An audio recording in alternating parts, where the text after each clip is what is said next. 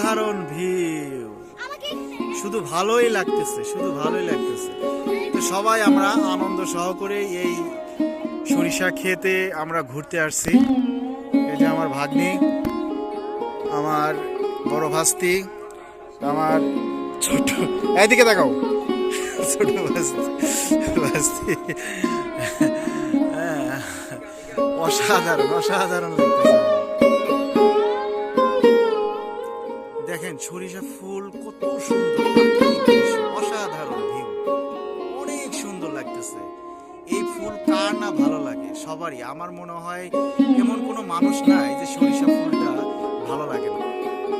এখানে সরিষা, প্রতিটা ক্ষেতে সরিষা সরিষা সরিষা আবাদ করেছে। এর পাশে একটা শ্যালো মেশিন, অর্থাৎ এই সরিষা উঠানোর পরেই আপনার ধান, ইরি ধান লাগানো হবে। সেই সময় যে ট্রেনগুলো দেখতে পাচ্ছেন গ্রামের প্রাকৃতিক, আসলে এই জায়গাগুলো দেখলে আসলে সবারই মন কেড়ে নেয়, সবারই খুবই ভালো লাগে।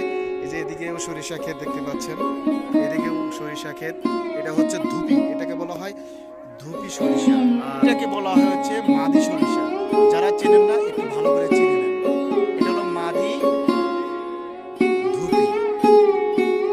এটা হচ্ছে আপনারা অবশ্যই চিনতে পেরেছেন, এগুলো হচ্ছে আপনার ভুট্টা ক্ষেত।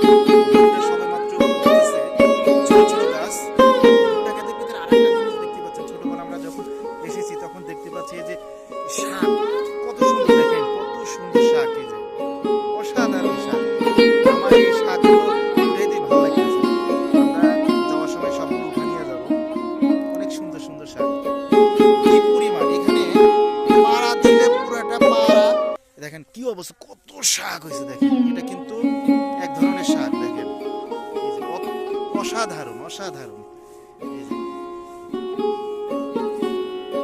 এটা হচ্ছে কফি ক্ষেত, ফুলকপি, ফুলকপি ক্ষেত সম্পূর্ণ হচ্ছে। আসলে দেখি ফুলকপি হয়েছে কিনা,